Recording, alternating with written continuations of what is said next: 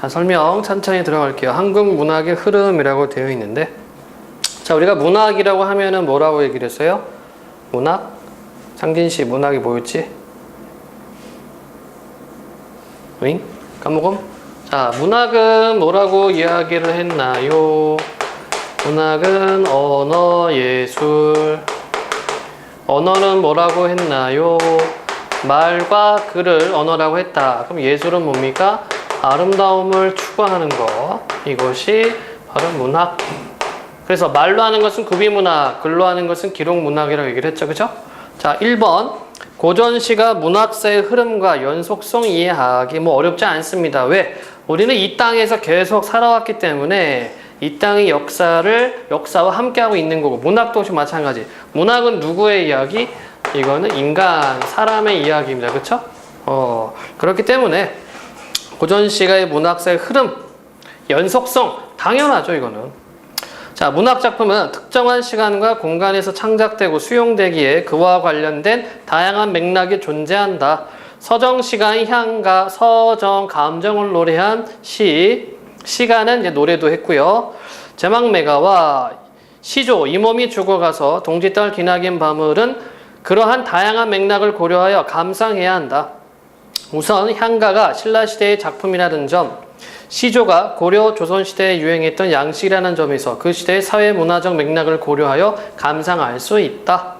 그리고 고대 시간에서부터 시조로 이어져 온 서정시가의 문학적 흐름 속에서 시가 양식의 문학적 관습이 어떻게 계승되고 발전되었는지 그 문학사적 맥락을 고려하여 감상하는 것도 필요하다. 나아가 향가, 제막매가의 경우 유사한 태도가 드러나는 현대시 님의 침묵과 비교하여 상호 텍스트적 맥락에서 감상해 볼 수 있다. 또한 이 몸이 죽어가서는 작가 성산문에 대한 정보를 바탕으로 작가, 독자의 맥락에서 감상할 수도 있다. 자, 그래서 왼쪽 박스에 감상 방법이라고 되어 있죠. 기본적인 틀은 이렇게 생각하면 되지, 그치? 작가, 작품, 독자가 있고요. 작가는 작품을 쓸 때 100% 만들어낼 수가 없어요. 그래서 항상 현실을 반영을 한다라고 얘기를 했지요. 해리포터 같은 이야기도 마찬가지, 그치? 또 영국의 어떤 기숙학원의 행태, 그쵸? 기숙사 학교의 모습을 나타내고 있고, 계급사회, 그리고 사람들이 무서워하는 것들, 그런 것이 다 반영되어 있는 거야. 자, 그래서 작품을 감상할 때에는 절대론적 관점이 있고요. 그 다음에 외제적 접근 방식이 있다라고 얘기를 했습니다. 절대론적은 다른 말로 하면 내재적 접근. 그래서 이거는 작품만 갖고서 들어가는 것, 즉 얘만 갖고서 하는 것을 절대론적 관점이라고 얘기를 했지. 그다음 외제적은 작가, 현실, 독자 측면에서 보는 것. 그래서 세 가지. 작가로 보는 것은 표현론, 현실로 보는 것은 반영론. 자, 독자 측면에서 보는 것은, 자, 독자들은 그 글을 읽고 뭐예요? 글을 읽고 나서 자기 생활에 응용을 하거나 뭔가 깨달음이 생긴단 말이야. 그래서 효용론, 다른 말로 하면은 수용론, 이렇게 정리를 할 수가 있습니다. 자, 여기는 저 기본적인 틀에다가 사회문화적 맥락, 이거는 이제 반영론에 해당이 되는 거고, 문학사적 맥락, 자, 이거는 문학 역사죠. 자, 장르별로 쭉 이어오면서 어떠한 특징과 어떠한 내용, 그리고 어떠한 형식을 갖추었는가, 이게 문학사적 맥락이 되는 거고요. 상호 텍스트적 맥락은 말 그대로, 이때 텍스트라는 말은 작품들이라는 얘기야. 그 다른 작품들하고 영향을 미치면서 또는 영향을 받으면서 작품이 쓰여졌다는 얘기인데, 과연 어떤 방식으로 했는가, 이런 것을 파악하는 거고요. 작가와 독자의 맥락, 작가 측면에는 표현론이 되는 거고, 독자는 효용론 측면이 되겠죠. 자, 다음 향가와 시조의 형식적 특징. 자, 이거는 시험 100%, 그치? 향가하고 시조를 엮어서 뭐가 어떤 식으로 영향을 끼쳤는가 나옵니다. 자, 먼저 향가의 개념과 특징. 개념과 창작계층. 한자의 음과 훈을 빌린 향찰로 쓴 신라 때의 노래라. 그래서 이건 설명을 했을 거야. 향가라는 말 뜻 자체가 신라 노래라는 뜻이에요. 옛날 신라 사람들이 당나라에 갔을 때 당나라 사람을 얘기를 하죠. 그럴 때 우리 향에서는 이런 식으로 말합니다. 그래서 향가 자체가 신라 노래라는 의미가 되고, 그 다음에 현전하는, 현재 전하는 향가의 작가는 주로 당시 상류층이었던 승려와 화랑이다. 여러분들이 승려를 생각하는데 지금은 승려하면 뭐 그냥 뭐 땡중들도 있고 그냥 어디 가서 뭐 이렇게 가발 쓰고 룸살롱 가서 술도 마시고 냉면집 가서 저기 스님 고기는 어떻게 밑에 깔아 뭐 이러기도 하고, 그쵸? 그걸 난단 말이야. 어쨌든 그런데 이 신라 때의 승려는요 귀족입니다. 그죠? 신라 불교는 귀족 불교예요. 그래서 여러분들 알고 있는 원효대사 왕족이잖아. 원효대사 와이프가 누구예요? 그 두 번째, 세 번째 공주인가? 두 번째 공주인가 세 번째 공주인가, 그렇지? 잘 모름? 왕족이야, 왕족. 공주하고 결혼한단 말이야. 그 다음에 원효대사 아들 누구예요? 설총. 얘도 승려거든. 설총이 뭘 만들어요? 이두를 만들죠. 이두가 뭡니까?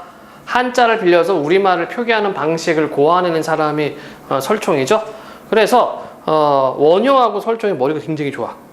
그러니까 지금 이렇게 생각하면 돼. 너 문과 갈래, 이과 갈래? 이거는 똑같아요. 그러니까 귀족들한테 야, 너 공부할래? 아니요. 그럼 너 화랑. 너 공부할래? 예. 너 승려. 뭐 거의 이런 식으로 생각하면 됩니다. 그러니까 아주 핫한 트렌드죠. 왜 그러냐 하면 여러분 생각해 보세요. 삼국시대 때 한자가 들어옵니다. 뭐랑 같이 들어와? 뭐랑 같이 들어옵니까? 불교랑 같이 들어오지? 2세기, 3세기, 4세기, 그치? 고구려 2세기, 백제 3세기, 신라 4세기. 이때 불교가 전파가 되는데 말로 전파하나? 아니잖아. 경전주잖아. 문자잖아, 문자. 이거 알아야 돼요. 문자는, 문자 생활이라고 하는 것은, 이거 아까 했던 말인데. 이거는 지금이야 다 누구나 문자 생활하고 뻑하면은 뭐 톡 보내고 하지만, 1000년 전, 2000년 전 생각해 볼까? 문자를 알고 문자를 사용한다는 것은 어마어마한 권력입니다. 이해되니? 그래서 문자 생활은 이거는 귀족층에서 또는 권력층에서만 할 수 있는 게 문자 생활이에요. 이해됩니까? 그러니까 생각해보자. 조선시대 때 세종대왕이 훈민정음 만들지. 많은 양반들이 그 반대한대. 그 왜 반대해? 왜 쟤네들한테 문자를 주냐 이거야. 저런 아래 것들은 하찮은 것들한테. 그쵸? 네. 그래서 이 문자라고 하는 것은 귀족이나 권력층의 어떤 특권이었어요. 그러니까 어때요? 그런 신문물들이 들어오지. 이거 보는 거야. 지금도 똑같잖아요. 새로운 기계 나오면은 내가 먼저 만져보고 싶어 하는 친구들 있지, 그치? 새로운 게임 나오면 먼저 해봐야 되는 친구들이 있고, 새로운 틴트 나오면 먼저 발라봐야 되는 친구들이 있고, 있어! 그런 사람들이, 그쵸? 신라나 이럴 때는 마찬가지였습니다. 새로운 문물이 들어오면 남보다 내가 먼저 해야 돼. 이해되니? 내가 제일 잘 나가니까. 내가 먼저 해줘야 돼요. 그러니까 어떻게 공부를 하겠지. 막 하는 거야. 그러니까 어떻게 돼요? 머리 깎아야죠. 왜? 이게 불교 경전이잖아. 이렇게 좋은 뜻이, 머리 밀어야 되겠다. 그러니까 왕족들도 머리 밀고, 뭐 그렇게 한 겁니다. 그러니까 신라 때의 승려들은 다 귀족이라는 점, 지금하고 좀 다르죠. 자, 어쨌든. 자, 그래서 현전하는 향가의 작가는 주로 당시 상류층이었던 승려 화랑이다. 총 25수가 전해지고 있습니다. 규녀 전에 11수, 그 다음에 삼국유사의 14수, 그쵸? 자, 규녀전을 누가 썼습니까? 규녀라는 사람이 썼어요. 이 사람 하는 일이 뭡니까? 승려. 삼국유사는 누가 썼습니까? 일년. 이 사람이 하는 일은 승려. 그러니까 둘 다 승려니까 뭐 저희 불교와 관계된 일들을 많이 썼겠지, 그치? 이건 당연한 거죠. 그래서 현재 전하는 향가는 주로 불교적인 내용, 그리고 말이 이렇게 안 나오냐? 그러니까 화랑들이 쓴 작품들이 있습니다. 하나가 더 발견됐어. 최근에 하나가 더 발견돼서 저희 경주 안압지 가봤죠? 안압지 밤 되면 이렇게 조명 예쁘게 해가지고 뭐 호수 있고 이런데 거기서 이게 목간 형태로 하나 발견돼가지고 제가 연구하고 있어요. 다행히 아직 학계 정식으로 보고가 안 돼서 그죠? 분석이 향가를 발견했는데 나중에 그거 다 연구 끝나고 논문 끝나고 증명 다 끝나면은 이제 교과서에 들어오겠죠. 그러면 향가 아까 균열 11수, 뭐 삼국육자 14수, 그 다음에 안압지, 출토본 1수 이렇게 배울 겁니다. 근데 여러분들은 안 배우죠. 아직 안 나오니까. 자, 어쨌든 간에 자, 형식 및 구성의 특징 봅시다. 향가의 형식은요 4구체, 8구체, 19구체예요. 자, 몇몇 학교들에서는 저번에도 이야기했지만 몇몇 학교들에서는 이거를 이런 식으로 발전 상태로 보는데 이거 발전 상태 아닙니다. 발전 상태 아니에요. 발전 상태가 아니라는 것을 뭘 두고 볼 수 있냐면은 한시에도 4줄짜리 시가 있고 8줄짜리 시가 있고 12줄 있고 쭉 쓰는 게 있거든. 이거는 종류야. 향가도 마찬가지입니다. 향가도 한시와 비슷하게 그런 종류를 나타내는 거예요. 그래서 4구체, 8구체, 19구체 향가인데 그 중에서 19구체가 가장 정제되어 있는 형식. 다 그 뭐랄까 좀 깔끔하게 만들어져 있는 형식이죠. 그래서 19구체는 어떻게? 기, 서, 결 나오고 결구 부분에 아홉 번째 항상 낙구가 있죠. 바로 이 형태가 19째 향가의 기, 서, 결 형태가 어디에 영향을 주느냐? 시조에 주죠. 그래서 초장, 중장, 종장 이렇게 세 부분으로 나눠지는 것에 영향을 끼치지. 그 다음에 이 낙구 형태는 어디에? 종장의 첫 마디는 어떻게 해라? 삼음절로 해라. 여기에 영향을 끼치는 거거든. 요거 시험에 출제 확률이 80% 이상입니다. 알겠죠? 향가 하나 던져주고 시조 하나 더 던져주고 뭐 가시와 가와 나를 두고 뭐 설명한 것은 옳지 않은 것은 옳은 것은 이런 형태의 문제가 나오겠죠. 자, 그래서 19째 향가에서 마지막 이행의 첫머리는 아우와 같은 감탄사를 사용한다. 이게 낙구. 자, 그러면 이렇게 아우 같은 감탄사를 사용하는 이유는 뭐냐면 시상의 집약을 위해서. 주, 기와 서에서 이야기했던 시의 이미지를 결구에서 으를 통해 탁 모아주는 그런 역할을 해요. 감탄사가. 그 다음에 시조. 시조의 개념과 형식에 따른 종류. 상전한 시조. 좋아하니? 시조, 그죠? 예. 개념과 형식에 따른 종류. 자, 창작 계층. 고려 말부터 창작된 우리나라 고유의 정형시. 다른 나라에 없어요. 우리나라에만 있는 고유주. 그래서 미리 이야기하면 1920년대 뭐가 일어나냐면 시조 부흥 운동이 일어납니다. 그렇죠? 일제강점기니까 우리 민족 정신을 고취하기 위해서 또 현대 문학을 받아들인 우리는 뭐 없나? 우리 끈 뭐 없나? 찾다 보니까 시조가 있는 거야. 그래서 시조 부흥 최남선이라는 사람이 시조 부흥 운동을 열심히 해요. 근데 잘 안 되지 근데. 사람들의 생각은 이미 근대, 모던으로 가고 있었기 때문에 잘 안 돼요. 어쨌든 고려 말 조선 초기에는 주로 사대부 양반 계층 창작되었으나 후기에 이르러 사설 시조가 등장하면서 서민 계층까지 향유증이 확대됐다. 자, 그래서 시조는 평시조가 있고요. 평시조는 초장, 중장, 종장 세 부분으로 나눠주고 3장, 6구, 45자 내외로 쓰는 것. 그리고 종장의 첫 마디는 삼음절로 쓸 것. 그렇죠? 이게 이제 규칙입니다. 자, 그런데 평시조에서 어시조가 생겨나고요. 어시조는 3장 7구야, 7구. 6구가 아니라. 그래서 엇박이란 얘기다. 3장 7구로 들어갑니다. 근데 어시조는 그렇게 많지가 않아. 많지가 않아서 사설시조로 가는 과도기적 형태라고 주로 이야기를 하고 아마 여러분도 거의 안 배울 거예요. 이게 교과서에 수록된 것을 거의 못 봤어. 몇몇 있긴 있는데 그냥 뭐 평시조하고 사설시조에 묻혀가지고 지나갑니다. 자, 사설시조 같은 경우가 조선 후기에 이렇게 만들어냈죠. 자, 주로 누가 씁니까? 아녀자들, 부녀자들이나 아니면 서민층에서 많이 쓰죠. 사설이란 말이 무슨 뜻이야? 이야기를 길게 한다라는 의미가 있지, 그치? 3장은 마찬가지인데 종장과 중장을 2구 이상 늘려 계속 늘리는 거야. 그렇다 보니까 어떻게 됩니까?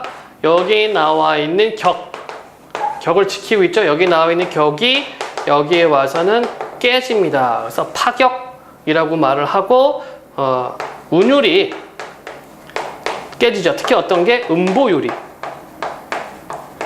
시조는 3사 또는 4사의 4원보 율격인데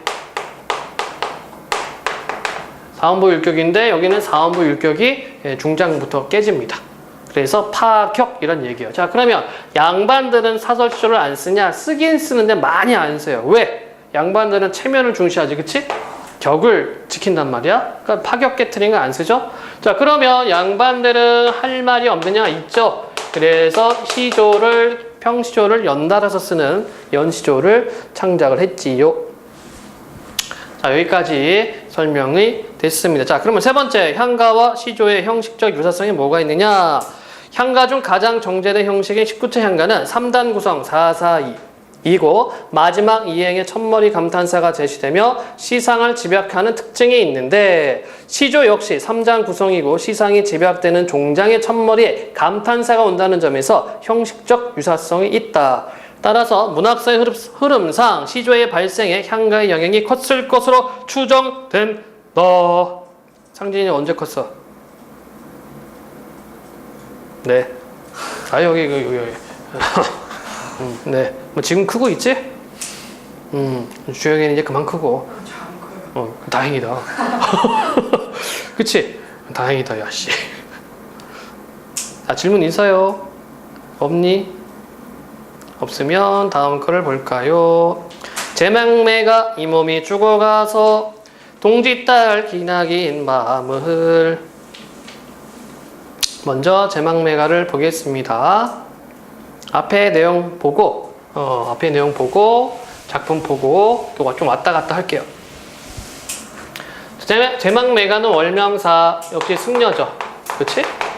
뜻은 뭐니? 제사, 망, 제사라기보단 제의, 망, 죽음, 매, 누이.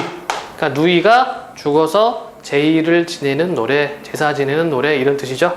그러면 시적 화자는 어때? 기분이 좋아? 누이 죽었는데 좋은 사람 있어요?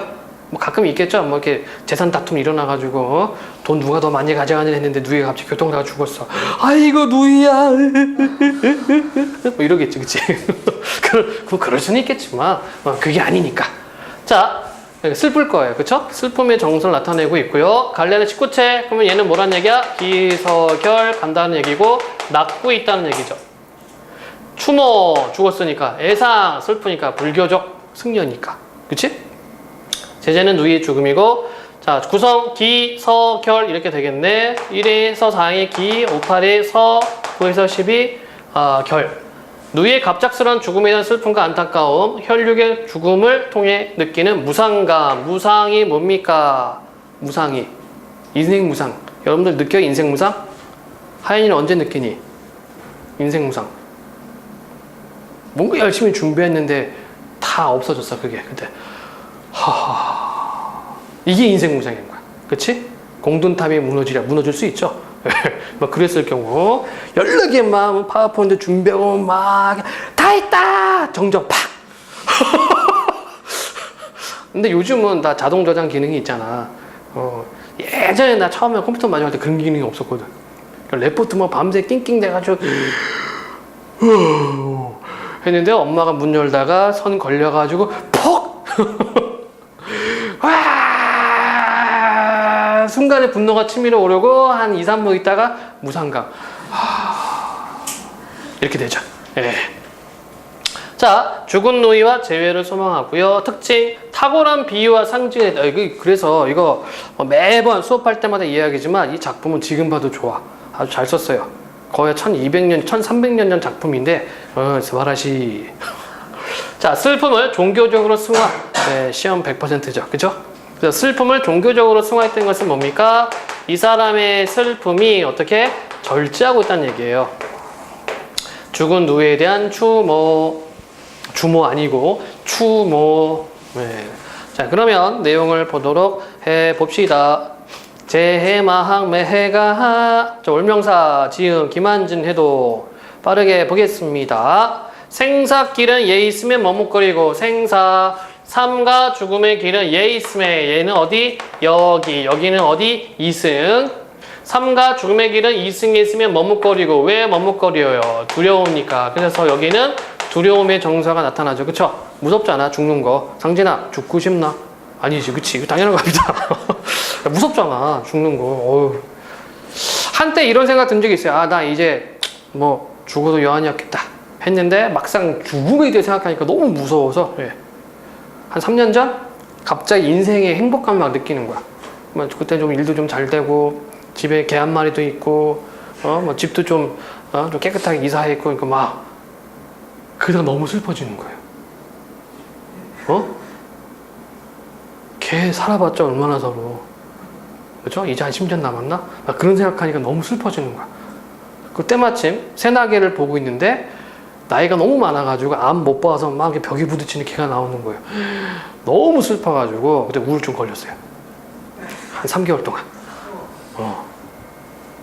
그 학원에 가서 막 신나게 막 얘기하고 학교 가서 신나게 수업하다가 집에 가면 그래서 맥주 한잔 먹고 개끈하고 저 죽으면 안 돼.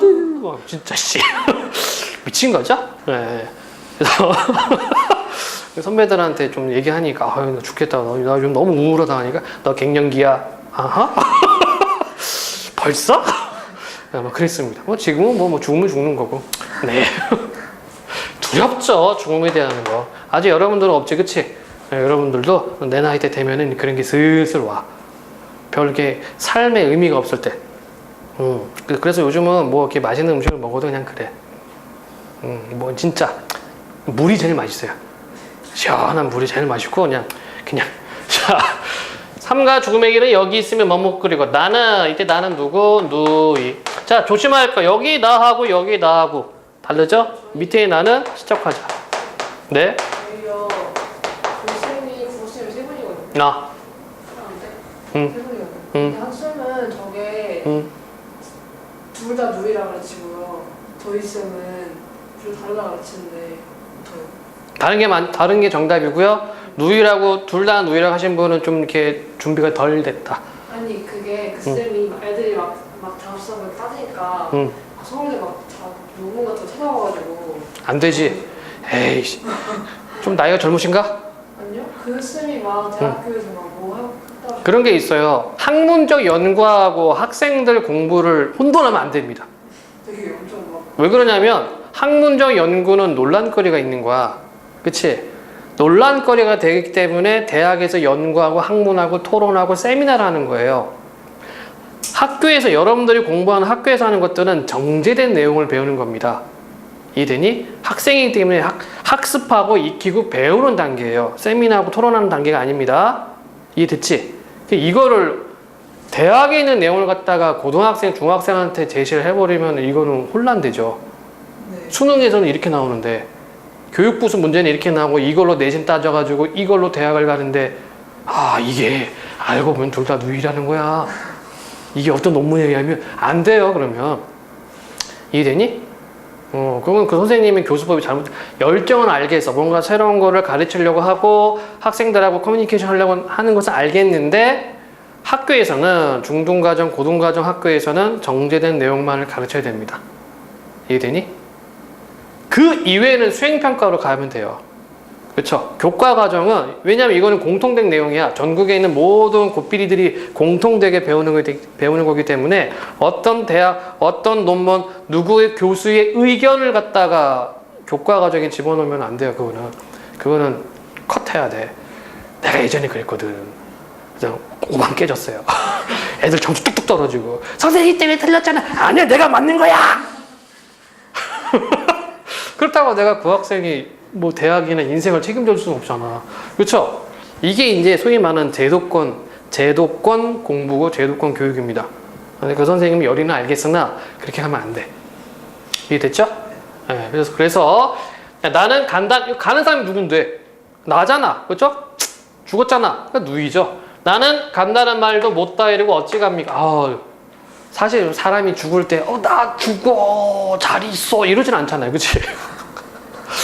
물론 병원에서 시름시름 앓다 보면은 이제 뭐 이렇게 모자도 쓰고 머리도 툭툭툭툭 빠지고 링길 거 내가 죽으면 뭐 이렇게 유언도 남기겠지만 얘는 어때요? 나는 간다는 말도 못다 이러고 어찌 갑니까? 그러니까 유언도 못한 거야. 그치? 급작스럽게 죽었다는 알 수 있겠죠? 그러면은 어떻게 더 슬프다.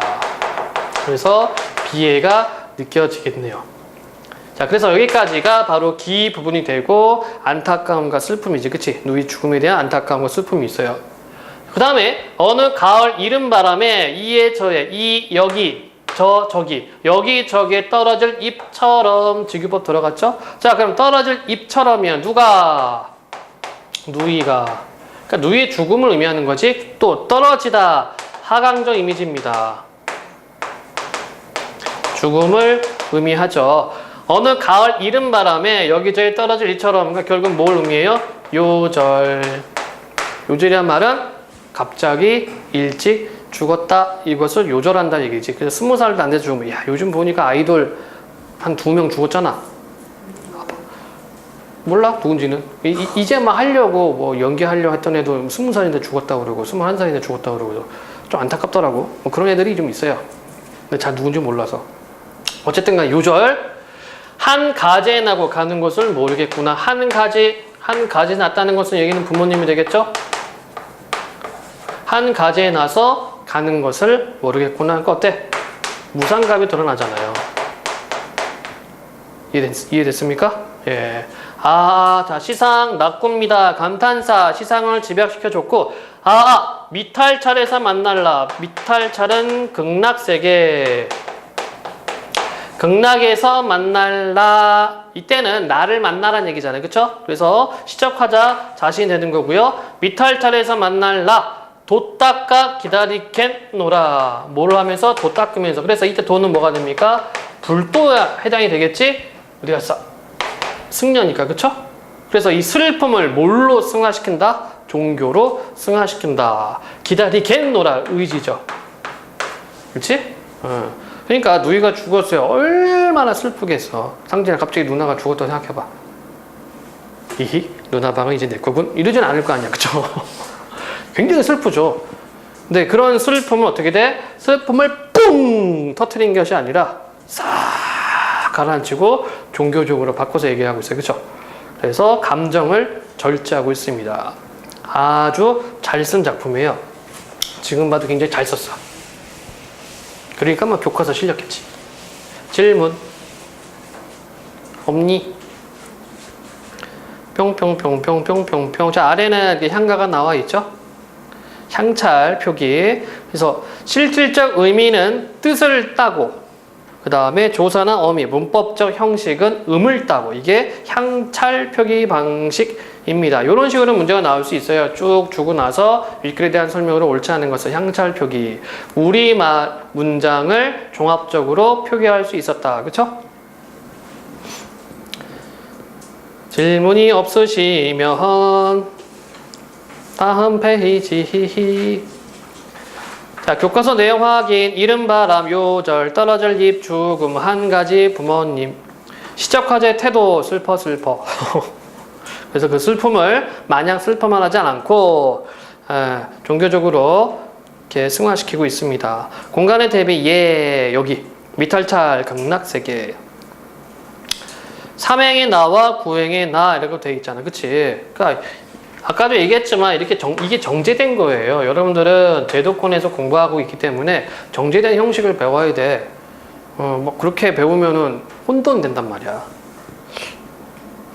왜 그랬지? 응? 아무리 뭐 열의는 알겠으나 좀 이렇게 절제를 해야 돼요.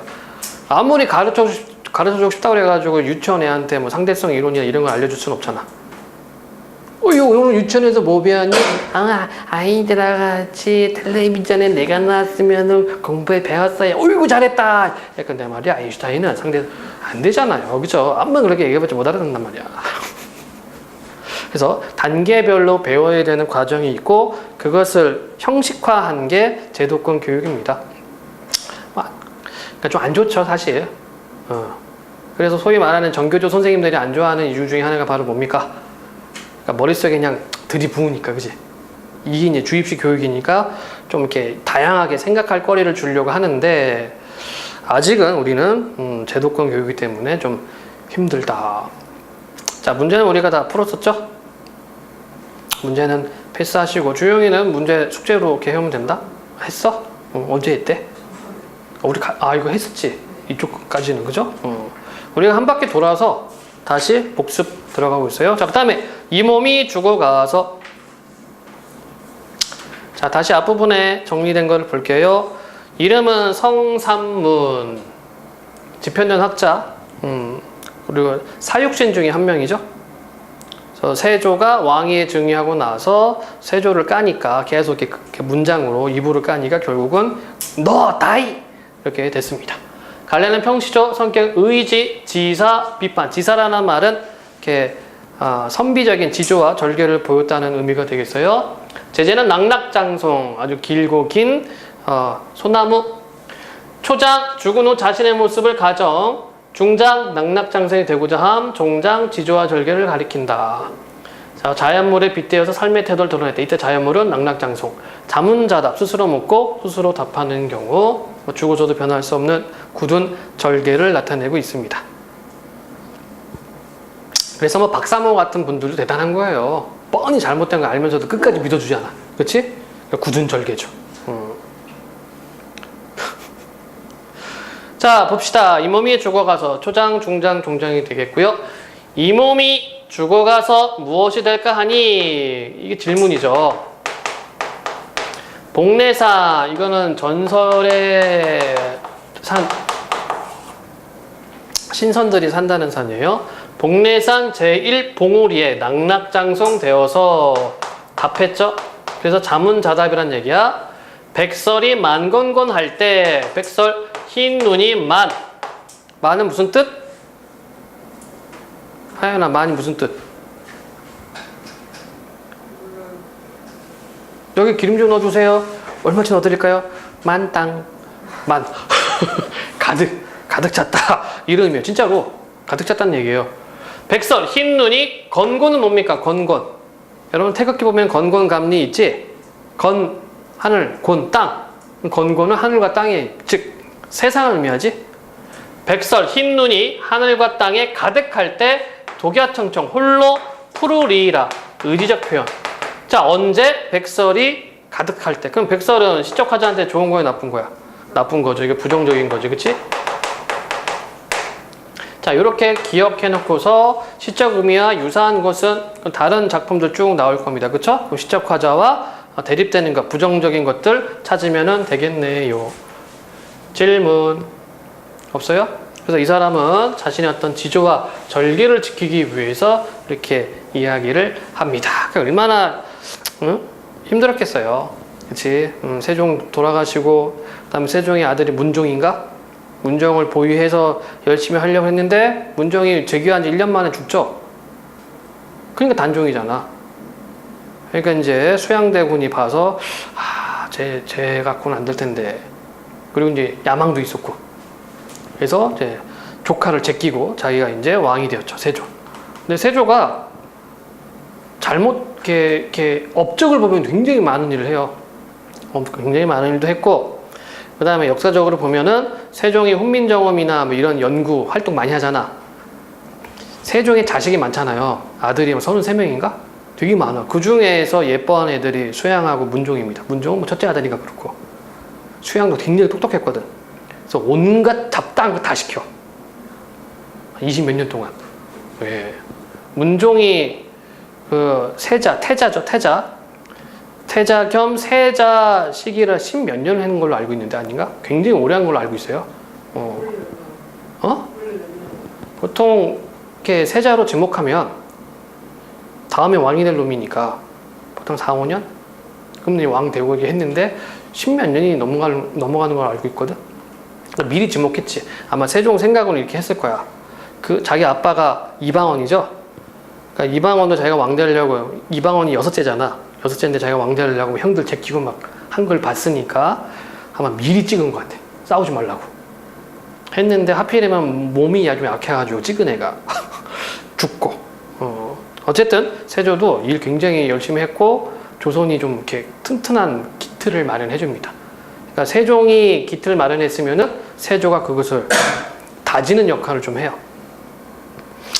자, 어쨌든 성삼문 입장에서는 싫은 거죠. 그쵸? 그래서 단종을 열심히 도와서 일을 하려고 했는데 갑자기 수양대군이 끼어들어오니까 얼마나 빡치겠어요. 자, 그 다음에 황진이 시조를 보도록 할게요. 먼저 앞에 있는 내용을 보고 넘어갑니다. 갈래는 평시조, 성격은 감상적, 낭만적. 제제, 동짓달밤, 연모의 정, 구성, 초장, 임을 기다리는 외로운 시간을 배연. 이게 그래서 뭐라고 얘기를 했어요? 추상의 구체화로 얘기를 했지, 그치? 성진아 기억나? 추상의 구체화? 네, 추상적인, 시간은 추상적인 거잖아. 이거를 배워낸다고 하니까 사물화 했거든? 이것을 추상의 구체화라고 그러고, 중장, 배워낸 시간은 이불 속에 보관한다. 여기는 압축, 서리서리 넣었다가라고 했습니다. 중장, 임과 함께하는 시간을 연장하고 싶은. 그래서 여기서는 팽창, 그렇죠? 그래서 구비구비 펴리라 이렇게 표현을 했죠. 자, 내용을 봅시다. 동짓달 기나긴 밤을. 자, 이때의 밤은 좋은 밤이야, 나쁜 밤이야? 굿밤, 배드밤? 응? 배드밤, 그죠? 예, 배드밤. 예, 굿밤이 아니죠. 왜? 혼자 있으니까. 동지, 밤이 길잖아요. 동짓달 기나긴 밤. 그래서 뭐 한다는 얘기야? 한 허리를 베어내요. 그래서 추상의 구체화라고 이야기를 했습니다. 시간이라는 것은 물리적인 게 아니에요. 물질적인 것이 아닌데 이거를 베어내잖아. 자, 베어내어서 춘풍 이불 아래, 봄바람 이불 아래 서리서리 넣었다가 압축. 그러면서 서리서리 여기는 이제 의태어가 들어가 있죠. 음성상정 의태어가 있고 서리서리 넣었다가 어른님 오신 날 반영. 어른님, 내가 사랑하는 사람, 좋아하는 사람. 자, 이때의 밤은 굿밤, 뱃밤. 이때는 굿밤이 되는 거지, 그치? 그래서 얘랑 시어 대비가 되고 있고요. 어른이 오신 날 밤이거든. 구비 펴리라, 팽창. 역시 의태어. 잘 쓰잖아요. 그치? 아주 잘 씁니다. 동짓달 기나긴 밤 한 허리를 베어내어 춘풍 이불 아래. 자, 이것도 그거다. 추상의 구체하다. 그치? 봄바람을 이불로 표현했어요. 춘풍 이불 아래 서리서리 넣었다가 어른님 오신 날 밤이거든. 구비 펴리라. 그러니까 여기 보면 뭐라고 돼 있니? 우리말의 묘미가 드러나는 음성상징어라고 돼 있죠. 지금 여러분들은 제도권 교육 안에서, 근대적 교육 안에서 이걸 다 배운단 말이야. 근데 황진이 이걸 배운 적이 없어요. 자기가 다 만들어내는 거야. 더군다나 이때는 조선시대에는 뭐 국어 맞춤법 뭐 이런 게 있었나? 국어 통일한 이런 게 있어? 없어요. 이거 다 자기가 만들어내는 거야. 그래서 대단하다는 얘기입니다. 잘 썼지. 요즘 그냥 잡다한 시인들 뭐 작품들보다 훨씬 더 잘 썼어요. 질문. 박연폭포가 사람이에요? 네. 박연폭포가 사람이 아니라 박연이라는 사람이 있어요. 폭포가 뭐예요? 거기에서 검은 걸 뜯었지. 네. 검은 거. 그 사람이 뭐 악기 연주하고 막 그랬거든. 그래서 많이 놀던 곳 해서 박연폭포라고 이름 붙여준 겁니다. 라고 내가 알고 있거든. 왜 갑자기 근데 왜 뜬금없이 왜 박연폭포?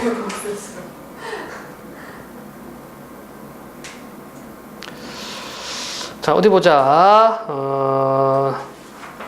질문이 없으면 다음 내용으로 갑시다. 학습 활동. 제막매가에서 느껴지는 분위기 정리하기. 슬퍼. 그리고 이것도 있죠. 내세관. 종교적 내세관이 드러나고 있다. 즉 윤회사상. 죽었는데 어떻게 만나? 그럼 다시 만날 수 있다라고 얘기를 하니까 종교적인 윤회도 있습니다. 윤회설도 들어가 있고요. 시조 두 편을 감상하고 떠오르는 이미지를 자유롭게 써보시고요. 1번 향가 감상. 제막매가라는 한자의 뜻을 보고 화자가 처한 상황과 이 작품의 창작 동기를 써보자. 화자가 처한 상황은 뭡니까? 누이가 죽었어요. 누이 다이. 그죠? 그럼 정석 어때? 슬퍼. 자, 그 다음에, 자, 근데 이게 배경설화가 있지, 그치? 배경설화는 뭐였습니까? 누이가 죽어서 제를 지내고 있는데 이 노래를 지어 부르니까 태우던 종이돈이 확 서쪽으로 날아가더라, 이런 거. 그치? 옛날에는 뭐 중국도 하지만 요즘 우리는 그런 걸 안 해요. 하나? 종이돈 태우는 거. 그건 요즘 안 하는 것 같던데?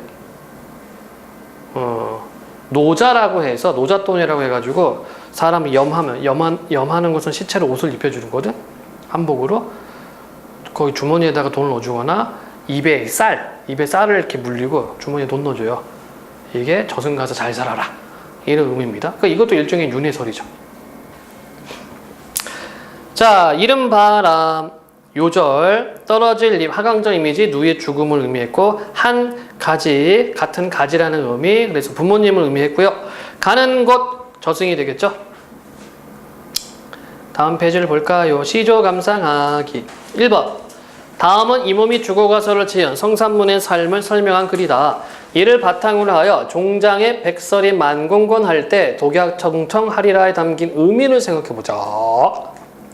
수양대군 훗날 세조 내가 왕이 될 상이요.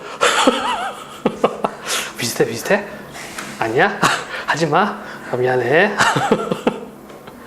자, 수양대군이 계유정난을 일으켜 황보인, 김종서 등을 죽이고 정권을 잡았다. 이후 그는 어린 조카인 단종을 위협하여 왕위를 빼앗았다. 이때 성산문은 박팽년, 유흥부, 이계 등과 함께 단종 복위 운동을 계획하였다. 아, 이름을 이계로 했을까? 진짜예요. 만약 요즘에 이런 이름이 있으면 어떻게 애들이 막 놀리지 않냐? 야, 이계! 이럴 거 아니야. 하지만 모의 사실이 밝혀져 성산문은 수양대군에게 모진 고문을 당하였고 계획은 수포가 되다. 수포, 물거품. 결국 성산문은 불의의 끝까지 저항하다 죽음을 맞았다. 그는 조선시대 대표적인 사육신의 한 사람이다. 죽은 6명의 신하다는 뜻이죠. 자, 그때 백설, 황보인, 김종서 등을 죽이고 계우정난을 통해 정권을 잡은 수양대군 및 그 세력, 부정적 세력을 백설이라고 했고 독약청청 혼자 푸르리라. 수양대군과 그 세력에 저항하는 단호한 태도를 비유했다라는 얘기죠. 그래서 밑에 나와 있다시피 백설이 만공건할 때 독약청청하리라의 의미는 수양대군과 그 세력이 왕위를 찬탈하려는 상황에 항거하는 굳은 의지와 끝까지 절개를 지키겠다는 화자의 태도를 표현했다. 대단하죠, 이런 사람들. 근데 뭐 가끔 그런 생각도 들어요. 뭐 우리도 뭐 박사모 분들이 계시는데 뭐 그지? 박근혜를 풀어줘라. 문재인은 하야해라. 문재인을 탄핵하자. 뭐 자기 주장은 얼마든지 할 수 있습니다. 근데 이제 논리적으로 했을 때 상대방이 수긍을 해야 되는데 그냥 때를 쓰면 안 되죠, 요즘은. 두 번째, 동짓달 기나긴 밤을에서 화자의 상황을 떠올리면서 다음 활동을 해보자. 화자의 상황, 현재 사랑하는 이미 없이 혼자 외롭게 지내고 있다. 언제? 겨울, 밤, 추워. 그치? 추운데 혼자 있어봐. 얼마나 우울해요. 주영이 가끔 혼자 있을 때 있지? 춥지? 그치, 요즘 뭐 보일러가 좋으니까. 귀뚜라미? 아니야? 경동? 나비엔? 가정적 상황, 미래. 임에게 지극정성으로 대하여 평생토록 사랑하며 살 것이다. 두 번째, 화자가 자신이 처한 상황에 어떻게 대응하는지 알아보자. 님이 없이 혼자 지내는 겨울밤, 힘든 시간을 줄이고 싶음. 그래서 뭐합니까? 이렇게 긴 동짓달 밤을 잘라두었다가 님이 오신 날 밤에 펴서 님과 함께 지내는 시간을 길게 연장하고 싶다. 이렇게 표현할 수가 있겠네요. 질문 없니? 그렇잖아요. 남자친구, 여자친구랑 같이 있으면 오래 있고 싶지? 그러다가 한 1년 반쯤 지나면 빨리 집에 가고 싶어요. 세 번째, 문학사의 흐름 이야기. 다음 글을 참고하여 옛 노래 세 편의 형식적 특징을 비교해보자. 향가는 4구체, 8구체, 19체가 있다. 이 중에서 가장 정제된 형식은 19체로 향가는 문학 형식의 완성된 형태라고 할 수 있다. 아, 제발 이런 말을 안 했으면 좋겠어요. 완성된 게 아니라 그냥 여기 있잖아. 정제된 형식. 똑같은 얘기야. 아까 4구체, 8구체, 19체. 그러니까 한시도 이렇게 절구시, 율시, 그냥 시가 있거든. 이거는 완성된 형태라기보다는 정제된 형태를 보는 게 맞습니다. 주영아, 나는 이거 우기는 게 아니에요? 지금 이게 바뀌고 있어, 이렇게. 이거 우기는 게 아니에요. 그러니까 이제 옛날에 1세대, 2세대 학자들이 쓴 것을 바탕으로 이제 계속 자습서, 참고서를 업그레이드 하다 보니까 조금씩 남아있어. 어쨌든 뭐 따라가 줘야죠, 내신은. 자, 19체는 세 부분으로 나눌 수 있는데, 기서결. 앞에 4행이 첫 번째 부분이고, 다음 4행이 두 번째 부분, 나머지 2행이 마지막 부분이다. 자, 그런데 보통 442라는 얘기지, 모든 그 19체 향가를 442로 나눌 수는 없어요. 뭐, 3, 5, 2, 이렇게 되기도 해. 그러니까 여기는 우선 442. 자, 세 작품의 내용을 세 부분으로 나눠보자. 자, 그래서 향가하고 시조 약 한 1000년 정도의 시간 차이가 있습니다. 1000년 정도의 시간 차이가 있는데 무엇이 같고 무엇이 다른가? 그 내용 여러분들이 보면은 되겠어요. 어디 보자. 2번 제망매가의 구십행의 내용과 현대시 님의 침묵에서 공통적으로 발견할 수 있는 태도나 사상은 무엇인지 이야기해보자. 우리는 자 1인칭 화자, 표면적 화자가 있죠. 우리는 만날 때 떠날 것을 염려하는 것 같이 떠날 때 다시 만날 것을 믿습니다. 감탄이 있네요. 그러면 제망매가하고 님의 침묵에서 공통적으로 드러나는 것은 감탄. 님은 갔지만 나는 님을 보내지 아니하였습니다. 여기 쓰인 표현법은 역설법. 그쵸? 님이 갔는데 안 보냈대. 그럼 주영아, 그 님이 어디 있다는 얘기야? 내 마음의 저장. 여기 되는 거예요. 그쵸? 님은 갔지만 나는 님을 보내지 아니었습니다. 제 곡조를 못 이기는 사랑의 노래는 님의 침묵을 휩싸고 돕니다. 뿅뿅 이렇게 되어 있죠. 그쵸? 자, 그래서 만날 때 떠날 것을 염려하는 것 같이 떠날 때 다시 만날 것을 믿습니다. 이것도 공통점이네. 그죠? 제망매가에서도 뭐라고 얘기를 했어요? 미탈찰에서 만날라 도닦아 기다리겠다 라고 되어 있네. 그래서 공통점은 다시 만날 것을 기다리고 믿고 있고, 그 다음에 감탄사 들어가고 있고요. 그 다음에 내세사상. 왜냐하면 한용우도 승려였죠. 내세는 뭐냐? 온다. 내일 할 때 내야. 온다, 세. 다음 세상이. 이걸 내세. 즉 윤회죠, 윤회. 이게 공통점이 되겠네요. 질문. 하연이는 만약에 내세가 있다면 죽어서 뭐가 되고 싶니? 그냥 하연이가 되거라. 자, 3번입니다. 다음은 조선 후기 사설 시조이다. 조선 전기에 창작된 이 몸이 죽어가서 비교해보자. 벌써 그게 늘어났죠? 그리고 작자 미상. 보통 조선 전기에는 양반들이 주로 작품을 썼는데요. 여기에서는 작자 미상. 보통 서민들이 많이 이렇게 창작 활동을 해요. 보면 개를 연화문이나 기르되 연화문 한번 한 8마리 정도. 요 개같이 얄미우랴. 서리법 돌아갔죠? 얄밉다는 얘기야. 그럼 왜 얄미운가 따져보니까 미운이 오면은 꼬리를 회헤치며 취띠락 내리띠락 반겨서 내닫고, 고운이 오면은 뒷발을 바등바등 무르락 나오락 캉캉 짖는 요 돌이 암캐. 자, 그래서 여기 보니까 대꾸가 있죠. 그쵸? 미운이 올 때 하는 행동과 그 다음에 내가 사랑하는 사람, 고운님, 내가 사랑하는 사람 올 때 하는 행동. 그러니까 걔는 누굴 좋아해요? 내가 싫어하는 애. 쉰밥이 그릇그릇 날찐들 너 먹일 줄이 있으랴. 역시 서리법. 그쵸? 쉰밥이 많이 있어 너는 안 줄 거야. 이렇게 이야기를 하고 있네요. 자, 그럼 어떤 상황이냐? 이 시작 상황은 화자는 님이 와야 안 와요? 안 오지. 이렇게도 생각해 볼 수 있는 거야. 님이 안 오는 상황을 걔한테 탓할 수도 있어요. 님을 탓할 수는 없으니까. 그치? 님 대신 걔한테 뭐라고 하는 것으로 파악할 수가 있겠습니다. 알면서 묻기. 재수없지 않니? 알면서 묻기. 그쵸? 이거 맛있다. 이거 맛있지 않아? 이게 다 서리법이에요. 그럼 서리법을 쓰는 이유는 공감 유도, 그 다음에 화자의 정서심화, 의미 강조. 알겠죠? 자, 비교된 내용을 보도록 해봅시다.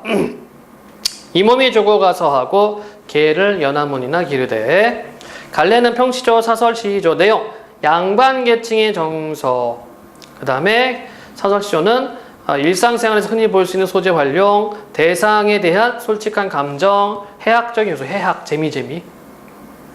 형식, 자, 평시조는 초장, 중장, 종장, 3장 6구 45자 내외로 써야 되죠? 거기서 약간 왔다 갔다 하는 거야. 틀이 정해져 있습니다. 그런데 사설시조는 중장을 자기 마음대로 늘려줄 수가 있어요. 그래서 격이 깨진다. 파격. 그리고 양반시조는 한자어를 주로 사용하는 것에 비해서 사설시조는 순우리말을 주로 사용한다. 주로는 서민계층인들이니까 한자를 쓸 수가 없겠죠. 하연이 많이 아프니? 진통제 하나 줄까? 그럼 안 돼. 먹었으면. 질문하시오.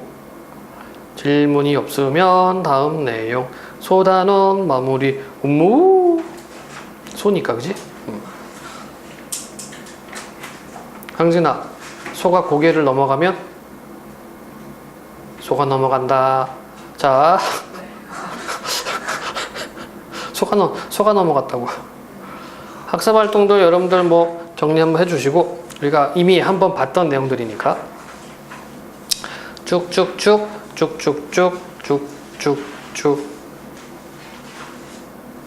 소단원 평가 문제 안 한 친구들은 숙제를 해 오시고요.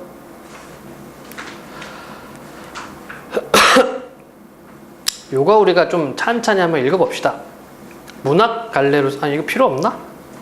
필요 없을 것 같아. 그래, 이거 그래 필요 없을 것 같아.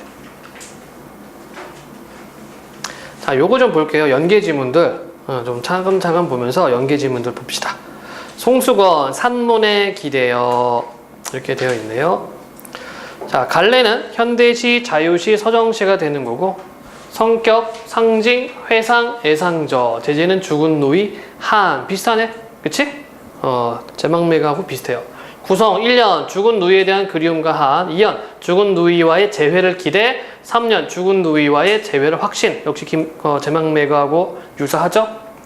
특징, 누이에게 말을 건넨 형식으로 간절한 그리움을 형성한다. 선명한 시각적 심상을 중심으로 시상을 전개하고 있다. 주제는 죽은 누이에 대한 그리움과 한. 자, 시를 읽을 때는 정서 외 표현 기법을 얘기를 했죠. 제목, 산문에 기대어. 누이야 도노법, 누구누구야 부릅니다. 도노법이고요. 가을산 그림에에, 그쯤, 그림에는 그쯤, 가을산 그림에에 빠진 눈썹 두어 낫을 지금도 살아서 보는가. 자, 누이한테 말 거는 표현이다, 그치? 근데 누이가 죽었잖아. 그러니까 눈썹, 또 빠진 눈썹을 지금도 보느냐 이렇게 얘기를 했어요. 정정하다, 깨끗할 정자, 정정한, 계속 나와. 눈물이 막 나와요. 정정한 눈물, 돌로 눌러 죽이고. 화류법 들어갔죠? 눈물을 죽인대. 그 눈물 끝을 따라가면 가정법, 즈문 밤에 강이 일어섰던 것을, 즈문 밤, 즈문은 숫자 1000을 나타내. 즈문 밤에 강이 일어섰던 것을. 이게 무슨 말이야? 눈물을 많이 흘렸으니까 뇌를 잃은다. 좀 강조 표현이 되게, 과장 표현이 되겠죠? 그 강물 깊이 가라앉은 고뇌의 말씀들, 돌로 살아서 반짝이 오던 것을. 반짝이다 시각적 이미지도 있고요. 더러는 물속에서 튀는 물고기같이 지규 살아오던 것을. 뭐가? 고뇌의 말씀이 살아온대요. 화류 들어가 있고요. 그리고 산다와 한 가지 꺾어 스스럼 없이 건네이던 것을. 뭐뭐던 것을, 그치? 비슷한 문장 구조를 반복하고 있다. 그래서 운율 형식과 의미를 강조하죠. 누이야, 지금도 살아서 보는가. 가을산 그림에 빠져도 놀던 그 눈썹 두어 낫을 기러기가 강물에 부리고 가는 것을. 내 한 잔, 자, 표면적 화자가 드러났네요. 내 한 잔은 마시고 한 잔은 비워두고, 더러는 잎새에 살아서 튀는 물방울같이 그렇게 만나는 것을. 누이야 아는가? 가을산 그림에 빠져 떠돌던 눈썹 두어 낫이 지금 이 몸물, 이 연못 속에 비쳐 오물. 자, 그럼 봅시다. 가을산 그림에 빠져 떠도는 눈썹이라고 얘기를 했지, 그치? 이게 의미하는 바가 뭐예요? 이게 죽은 누이를 의미하겠지. 근데 이게 지금 뭐 한다? 지금 이 몸물, 이 연못 속에 비쳐 온다는 얘기야. 그럼 나는 뭘 할 수 있다는 얘기입니까? 앞으로 누이를 만날 수 있다라는 확신을 갖고 있네. 이해되죠? 안 돼요? 돼? 네, 좋습니다. 자, 질문이 없으면 다음으로 가봅시다. 고전소설 감상하기.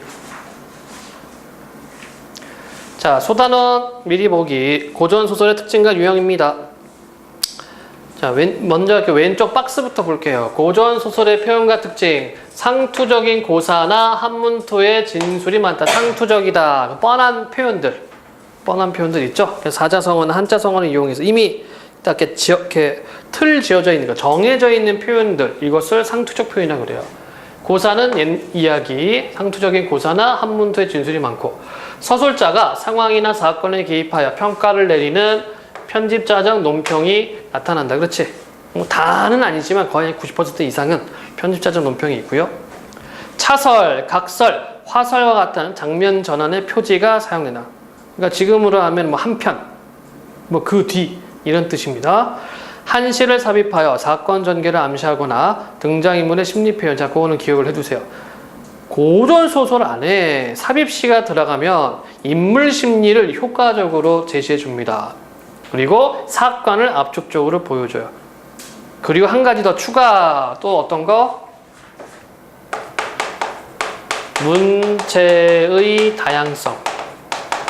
이거는 당연한 거죠. 산문체니까 산문으로 썼는데 운문체가 나옵니다. 자, 그러면 읽는 재미가 있지.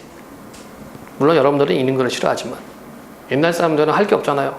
요즘 여러분 뭐 스마트폰도 하고, 그치? 뭐 유튜브도 보고 하는데 옛날 사람은 뭐 그냥 해 떨어지면 할 게 없어. 그럼 불 켜야 돼. 근데 집이 좀 가난해. 등을 계속 킬 수가 없어요. 기름 비싸가지고. 꺼야지 뭐. 이해되니? 그래서 애들이 많어. 농경사회다 보니까. 왜? 아니 사실인데. 사실이잖아요. 그러니까 애들이 많고. 그리고 일손이 필요하니까. 또 죽기도 많이 죽었어요 사실. 옛날에는 한 뭐 7, 8명 태어나면 2, 3명 죽고 막 그래. 희한했다. 그러니까 지금 봐요. 제망매가 잘 사는 애들, 그 승려 귀족인에도 불구하고 꽤 죽잖아. 어쨌든 간에 그 다음에 장면이나 상황 묘사가 과장되고 장황하다. 장황은 뭐예요? 주저리 주절 길게 얘기한다는 얘기입니다. 그리고 판소리계 소설처럼 낭송하기 편한 운문체로 서술한다. 가끔 보면은 그러니까 4원보 율격을 띠고 3사 또는 4사조 4원보 율격의 리듬을 갖는 그런 고전소설도 있죠. 자, 중심 내용으로 들어가면요. 고전소설의 개념. 고전소설은 조선초 김시습의 한문소설을 효시는 출발, 효시로 하여 갑오개혁이 이전까지의 소설을 가리킨다. 나 이거 확실히 외운 것 같아. 요즘에 그 라디오 방송할 때 저거 광고 나오거든? 안녕하십니까? 피자 전문가 강민석입니다. 뭐 이런 식으로. 갑오개혁은 1894년에 일어났는데 막 이런 식으로 피자 광고하면서 제가 왜 이야기를 하냐면 저도 그 피자 가게에 가보게요. 내가 항상 헷갈렸어. 1984년하고 잘못 나왔네. 그쵸? 1984년이 아니고 1894년이지. 이런 내가 1894년, 1895년 이거 막 되게 많이 헷갈렸어요. 중학교, 고등학교 때도. 근데 이제 그 광고 때문에 확실히 외웠어. 1894년 가볼게요. 응? 아니 강민석. 이게 목소리 흉내내가지고 모사해서 그렇게 이제 피자 광고 했어요. 네. 그런 거랑 똑같지? 그 경성식 영어 단어 외우는 거랑 똑같죠? 경성식이 그 연상에서 외우잖아. 응? 원주민들은 옷을 벗고 다녀요. 살갗이 부르텄어요. 살갗이 브루터스 야만적인. 왜? 맞잖아. 이게 경성식 영단어잖아. 아니야? 연상하는 거. 아직도 기억하고 있어, 그거. 그 뽀빠이도 보면 나오던데. 경성식 영단어에. 어쨌든 간에. 자, 고전소설의 특징입니다. 주제. 대체로 선한 주인공이 행복한 결말에 이르는 내용을 통해 권선징악, 선을 권하고 악을 징벌한다. 아마 지금 우리 사회가 좀 이렇게 돼 가고 있는 것 같죠? 사필귀정, 그치? 일은 반드시 올바르게 돌아간다. 그쵸? 이게 성숙한 현대 시민사회입니다. 우리 사회가 좀 많이 자정이 되고 있는 것 같아요. 그 다음에 인물, 성격이 변화가 없는 평면적 인물. 사회의 어떤 계층이나 공통된 성격을 대표하는 전형적 인물이 주로 등장한다. 자, 그래서 평면 한 면만 볼 수 있습니다. 그래서 평면 인물 또는 평면적 인물이라고 얘기하고, 반대는 입체적 인물. 입체적 인물이라는 것은 성격을 여러 면을 볼 수가 있어요. 보통 현대소설에서 기분이 착한 놈이었다 나쁜 놈이었다가 이렇게 바뀌지. 그게 입체적 인물이고요. 그 다음에 전형적 인물. 전형이라는 말은 사전전자. 그래서 뭐 놀부 전형적 인물이죠. 나쁜 놈의 대명사 놀부 이런 게 전형적 인물입니다. 현대소설에서는 뭐라고 이야기합니까? 개성적 인물. 개 같은 성격이 아니고 개별적으로 성격을 가지고 있다는 얘기예요. 자, 구성. 주인공이 태어나서 죽을 때까지 사건을 시간의 흐름에 따라 일대기적으로 구성한다. 일대기 태어나서 죽을 때까지. 자, 그래서 무슨 전 이렇게 나오죠. 그치? 전 양식은 크게 세 가지가 있습니다. 원래 이 전이 일대기야. 저번에 한번 우리 모의고사 수업할 때 이야기를 했었어요. 전 양식이 일대기 양식인데, 자, 실존 인물. 뭐 이순신 전, 강감찬 전, 뭐 세종대왕 전 이렇게 위인전인 경우, 실존 인물인 경우 또는 허구적 인물인 경우 이게 이제 소설인 거죠. 그 다음에 가전체 문학. 가전체는요 사람이 아닌데 전기 양상을 띱니다. 즉 사물을 의인화해서 쓰는 것이 가전체 문학. 그러니까 여기 고전소설은 여기에 해당이 되는 거죠. 허구적 인물의 일대기를 보여주는 양식. 사건. 우연성과 비현실성이 두드러진다. 자, 그러면 현대소설은 어때요? 현대소설은 우연성이 아니라 개연성. 개연성이라는 말은 뭡니까? 그런 일이 있음직해. 그치? 그런 일이 일어날 수도 있겠다. 이게 개연성이에요. 그래서 앞에 원인이 있어서 뒤에 결과가 나오는 것이 구성이에요. 그것은 이제 플롯이라고 그래. 원인과 결과. 소설을 구별하는 게 이겁니다. 앞에 어떤 일정한 인과가 원인이 있어요. 그것을 바탕으로 해서 결말이 이렇게 나와야 돼. 그게 소설인 거야. 이해되지? 일반적인 민담은 어떻습니까? 민담. 일반적인 민담은 앞에 원인, 뒤에 결과 구조가 아니야. 그냥 재밌는 이야기. 갈등 구조도 없죠. 그 다음에요. 비현실성이 두드러진다. 현대소설은 현실성이 있고요. 즉 필연적인 상황이나 원인에 의해 사건이 벌어지기보다는 우연한 계기에서 사건이 이루어지는 경우가 많죠. 아버지가 돌아가셨습니다. 삼형제가 길을 떠나요. 때마침 길이 세 갈래 길이 나옵니다. 이런 것들이 우연성. 또한 사건이 펼쳐지는 배경으로 비현실적 공간이 등장하기도 하고 죽은 사람이 살아 돌아온다거나 좀비는 아니고요. 주인공이 도술로 문제를 해결하는 등의 전기성이 두드러진다. 내가 바로 전우치. 이게 그치? 전우치전. 왜? 못 봤어? 강동원 나오는 영화도 있었잖아. 전우치전. 그게 바로 뭐예요? 도술. 홍길동전, 전우치전 이런 거죠. 전기성 볼 때 이 기자가 기이할 기자, 신기하다 기자. 그래서 비현실적 요소, 전기성 같은 말입니다. 자, 그 다음에 고전소설의 유형을 볼까요? 고전소설은 설화, 폐간문학. 자, 폐간문학 설명한 적 있었죠? 폐간문학은 지금으로 얘기하면 한 10급 기능직 공무원 정도 되고요. 이 사람들이 여론조사를 합니다. 근데 지금처럼 안녕하십니까? 네, 폐간입니다. 자, 지금 세종의 어떤 정책에 대해서 어떻게 생각하십니까? 그게 아니고 그러니까 옷 좀 이렇게 일반인처럼 입고 쓱 가서 주막에 앉아 주모 여기 국밥 한 그릇 말아주시오 먹으면서 이제 듣는 거야. 이마을 사람들은 무슨 얘기하나. 그래서 그냥 메모하고. 그래서 뭐 좀 신기한 일이나 어떤 뭐 지방 관리의 어떤 부정부패 일이나 이거 다 적어요. 그래서 보고서를 올리면 이제 왕이 보는 거죠. 근데 뭐 왕이 보겠나? 중간에 좀 관리가 딱 보고 자기 이야기를 딱 빼는 거지. 그죠? 그렇게 해서 이야기들을 모아놓은 게 뭐 민담, 설화, 전설 같은 것들, 그런 것들을 폐간 문학이라고 그래요. 그리고 여러분들이 고전문학 배우는 것 중에서 보면은 세종이 폐간들을 시켜가지고 시용향악보, 그 다음에 또 뭡니까? 궁중음악 책을 만들죠. 그 훈민정음 만든 다음에 이걸 써먹어야 되잖아. 그래서 전국에 있는 폐간들한테 니들 돌아다니면서 그 지역의 노래들을 다 적어와라. 그러니까 훈민정음 적은 겁니다. 백제 가요도 보면 훈민정음 형태로 되어 있고, 고려 가요도 보면 훈민정음 형태로 되어 있고, 그게 얘네들. 그 다음에 가전체 아까 설명했습니다. 자, 고전소설은 설화, 폐간문학, 가전체 등 우리나라 고유의 서사적 전통을 계승하면서 중국의 전기문학의 영향을 받아 탄생하였다. 이후 조선 후기 평민계층까지 향유계층이 넓어지면서 소설의 주제와 구성 방식이 다양해졌다. 이에 따라 그 유형도 주제나 구성 방식 등에 따라 다양하게 분류하고 있다. 자, 유형, 군담 소설, 군인 영웅담. 겁나 세, 그치? 속된 말은 졸라 센 새끼가 나와가지고 칼 팍 하면은 한 1000명, 100명 죽어 나가는 거죠, 그죠? 혼자서 10만 병하고 싸우고 막 이래요. 염정소설. 뜨거울 염자 정. 러브. 사랑. 그치? 여기 빠질 수가 없죠. 또 이 이야기가. 그래서 남녀의 애정과 그에 따른 시련 극복 과정을 그렸다. 운영전 채봉감별곡 수경낭자. 풍자 비판해야지. 그치? 사회를 비판해야 돼요. 그래서 부조리한 사회에 대한 비판과 풍자. 새로운 인간형 제시. 그러니까 인간들이 너무나 썩었기 때문에 어떻다? 새로운 인물이 필요하다.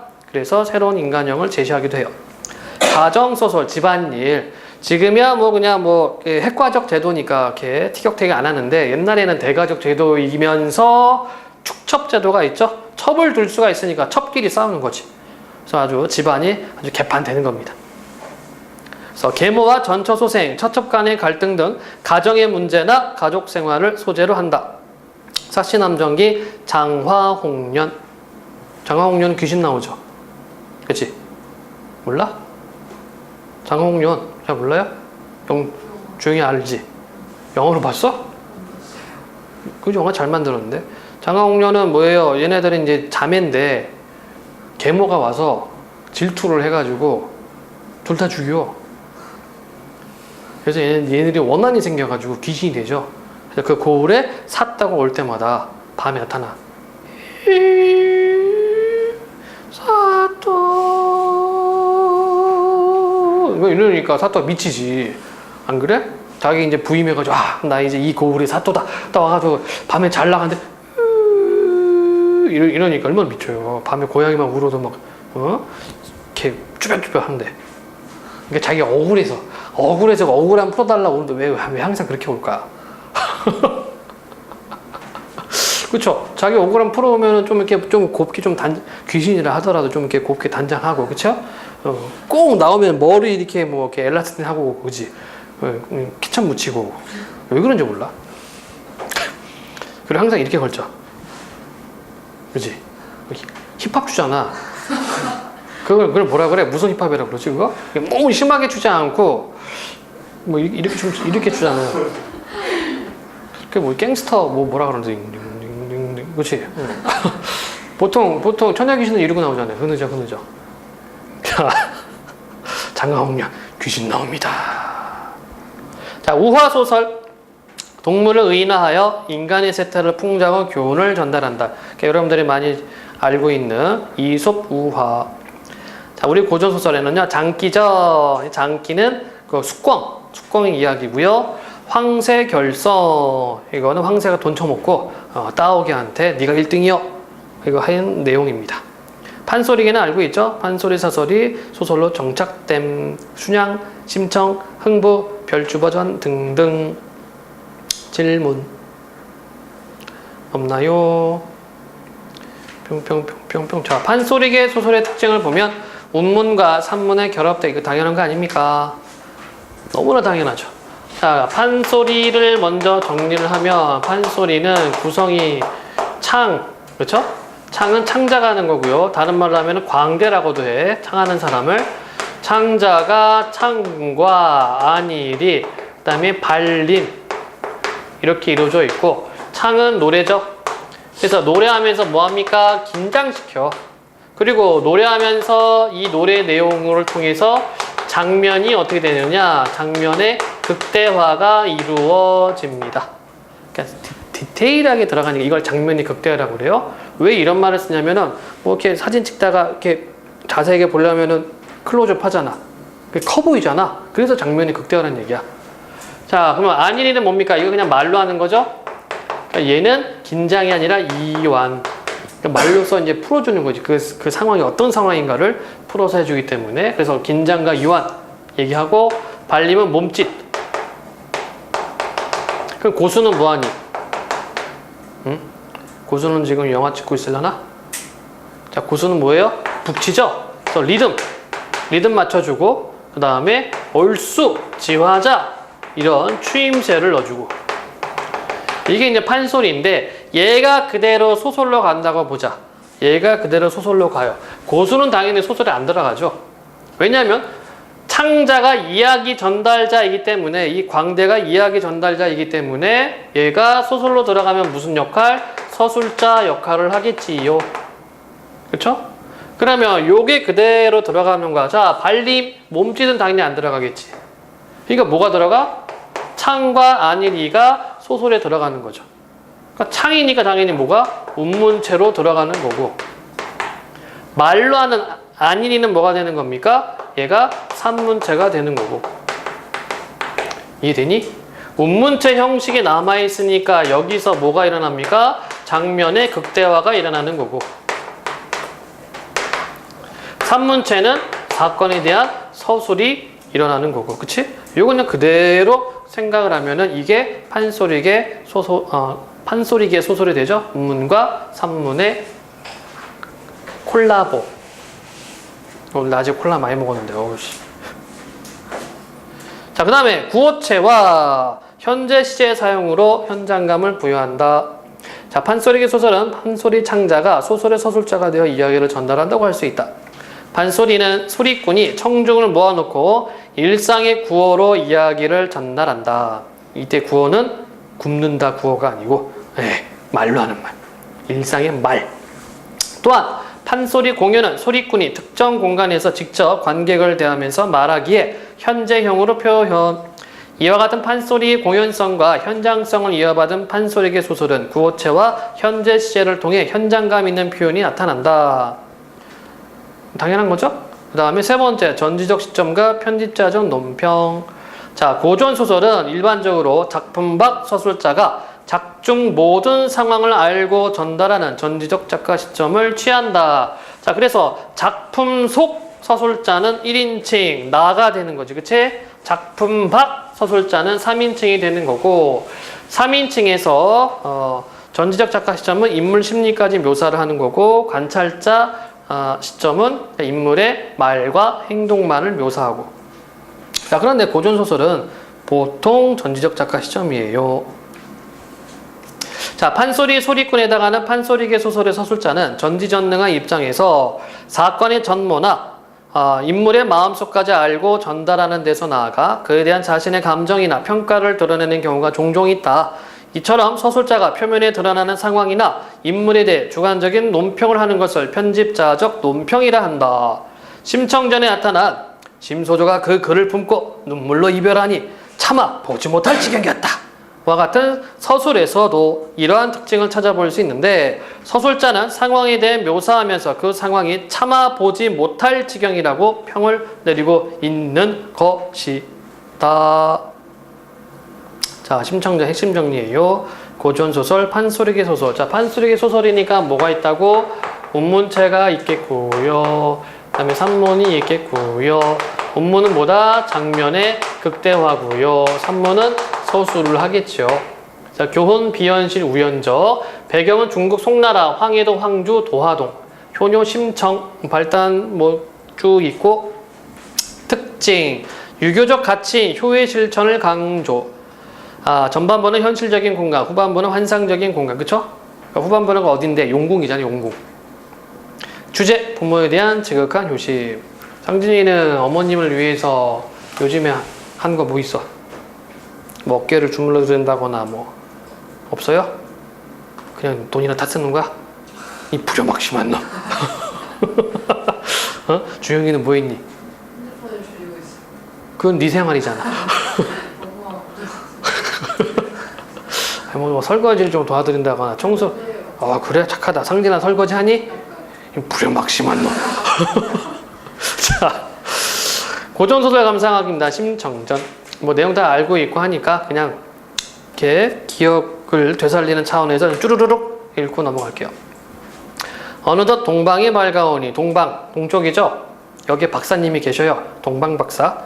어느덧 동방이 밝아오니 심청이 아버지 진지나 마지막 지어드리리라 하고 문을 열고 나서니 벌써 뱃사람들이 사림문 밖에서 오늘이 뱃떠나는 날이 오니 수이 가게 해주시오. 수이, 빨리 또는 쉽게 하니 심청이 이 말을 듣고 얼굴빛이 없어지고 손발에 맥이 풀리며 목이 메고 정신이 어지러워 뱃사람들을 겨우 불러. 자, 여기는 지금 어때? 심리가 나타나죠? 직접 묘사입니까? 감정 묘사입니까? 이게 재밌어. 정신이 어지러워. 여기는 직접이거든. 여기까지는 이제 간접이지, 그치? 그리고 안타깝다라고 하는 정서를 간접적으로 제시하고 있죠. 그지? 슬프다, 안타깝다 이런 거를. 여보시오 선인네들, 배선자, 사람인자.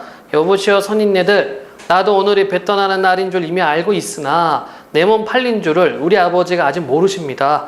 만약 아시게 되면 지레 야단이 날 테니 잠깐 기다리면 진지나 마지막으로 지어 잡수시게 하고 말씀 여쭙고 떠나게 하겠어요. 하니 뱃사람들이 그리하시지요 하였다. 심청이 들어와 눈물로 밥을 줘 아버지께 올리고. 진짜 눈물로 밥 줘요? 했겠지. 뭐 하다가 눈물 뚝뚝. 진짜로. 그럴 수 있어요. 나 대학교 1학년 때 농활 가서 농부들이 피땀 흘려서 키운다고 그러잖아. 너무 더우니까 막 땀이 논으로 밭으로 툭툭툭 떨어져요. 진짜. 그리고 막 쓸리면서 막 피도 나고. 진짜 피땀 흘려서 키우더라고. 네. 그래서 그때 막 생각했어요. 이제 남기지 말고 다 먹어야 되겠다. 근데 그때뿐입니다. 그냥 돌아와서는 또 똑같아. 자, 눈물로 밥을 줘 아버지께 올리고. 너무 슬퍼. 상머리에 마주 앉아 아무쪼록 진지만이 잡수시게 하느라고 자반, 고등어 뭐 생선 같은 거 자반도 떼어 입에 넣어드리고 김쌈, 김 싸먹는 거죠. 김쌈도 싸서 수저에 놓으며 진지를 많이 잡수셔요. 신봉사는 철도 모르고. 자, 이거는 직접 제시하는 거지. 이거는 그치? 예, 인물을 직접 제시해. 철도 모른다. 그러니까 상황을 모른다는 얘기야. 야, 오늘은 반찬이 유난히 좋구나. 네 집 제사 지냈느냐? 그날 밤에 꿈을 꾸었는데 부자가는 천륜지간이라 꿈에 미리 보여주는 바가 있었다. 자, 이거 편집자전 논평이죠? 자, 그러면 봐. 편집자전 논평의 효과가 이렇게 있고요. 서사가 이렇게 흘러가잖아? 편집자전 논평, 서술자 개입이 드러나면은 지나가는 게 잠깐 멈출 수밖에 없지. 얘가 끼어 들어가서 이거를 설명해주고 해야 되니까. 그쵸? 그런 것도 시험에 간간히 출제가 됐어요. 아가 이상한 일도 있더구나. 간밤에 꿈을 보니 내가 큰 수레를 타고 한없이 가보이더구나. 이거 죽음을 암시하는 거고요. 수레를 하는 것이 귀한 사람이 타는 것인데 우리 집에 무슨 좋은 일이 있을란가 보다. 그렇지 않으면 장승상댁에서 가마 태워갈란가 보다. 장승상댁은 알고 있죠? 심청이 굉장히 좋아해서 양료로 드리려고 했어. 근데 심청이가 거부합니다. 아빠 때문에.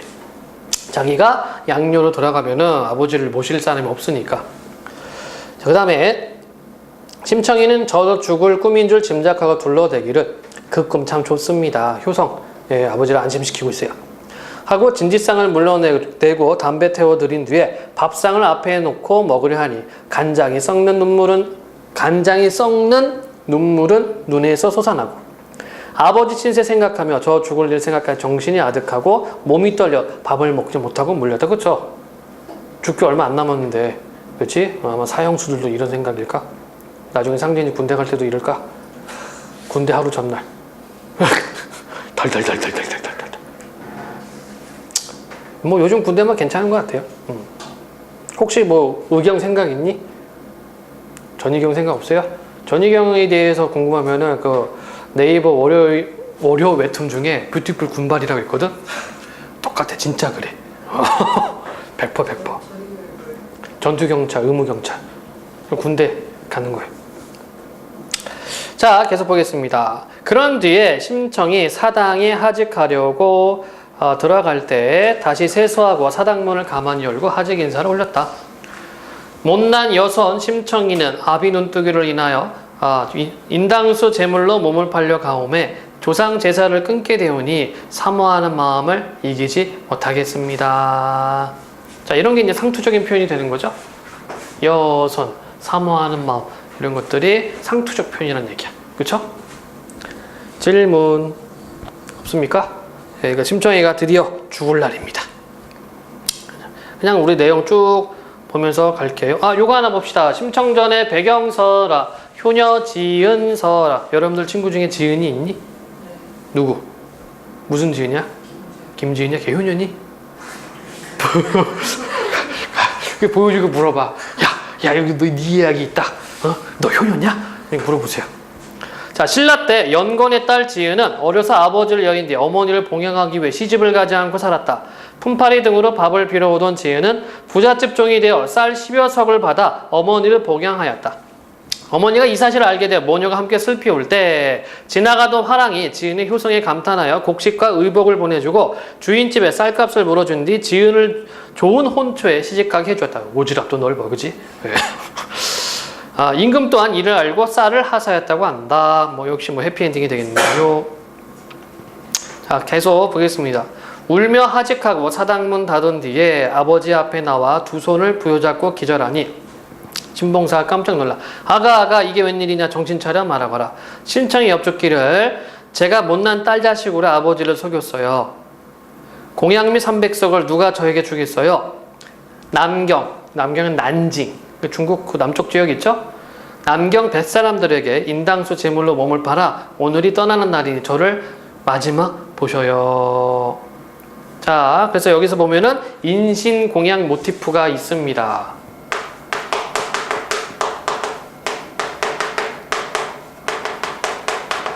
모티프는 이야기 요소란 뜻이고 그 사람을 제물로 바치는 거야. 그치? 이것을 인신공양 모티프라고 그래요. 신봉사가 이 말을 듣고 참말이냐 에고 이게 몇 말인고 못 가리라 네가 날더러 묻지도 않고 따지지도 않고 이건 아니잖아. 묻지도 않고 네 맘대로 한단 말이냐. 네가 살고 내가 눈을 뜨면 그는 마땅히 할 일이나 자식 죽여 눈을 뜬들 그게 차마 할 일이냐. 그 대구법이 있고요. 너의 어머니 늦게야 너를 낳고 초 1회 안에 죽은 뒤에 눈 어두운 늙은 것이 품 안에 너를 안고 이 집 저 집 다니면서 구차한 말 해가면서 동량젓 얻어먹여 이만치 자랐는데 힘들게 키웠다는 얘기입니다. 내 아무리 눈 어두우나 너를 눈으로 알고 너의 어머니 죽은 뒤에 걱정 없이 살았더니 이 말이 무슨 말이냐. 마라 못하리라. 아내 죽고 자식 잃고 내 살아서 무엇하리. 너하고 나하고 함께 죽자. 눈을 팔아 너를 살터해 너를 팔아 눈을 뜬들 무엇을 보려고 눈을 뜨리. 굉장히 좀 라임이 있네. 왠지 좀 이렇게 랩을 좀 하고 싶죠, 그쵸? 어떤 놈의 팔자길래 사궁지수 된단 말이냐? 내 이놈 상놈들아, 장사도 좋지만은 사람 사다 제사하는데 어디서 봤느냐? 하느님이 어디신가 귀신의 밝은 마음 앙화가 없겠느냐? 저주. 눈먼 놈의 무남동료 철 모르는 어린아이 나 모르게 유인하여 값을 주고 산단 말이냐? 돈도 싫고 쌀도 싫다 내 이놈 상놈들아. 옛글을 모르느냐? 7년 대한은 큰 가뭄. 7년 큰 가뭄 가물적에 사람으로 빌려하니 탕임금 어디신 말씀. 자, 이건 뭡니까? 사람으로 빌려고 한, 이것도 인신공양이죠. 사람으로 빌려고 했는데 탕임금 어디신 말씀.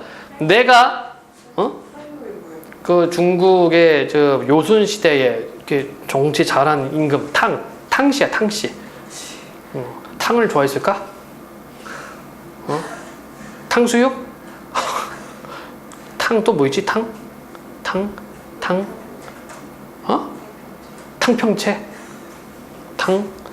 탕구, 그럼 탁구지. 자, 탕임금 어디 갔어? 탕임금 어디신 말씀.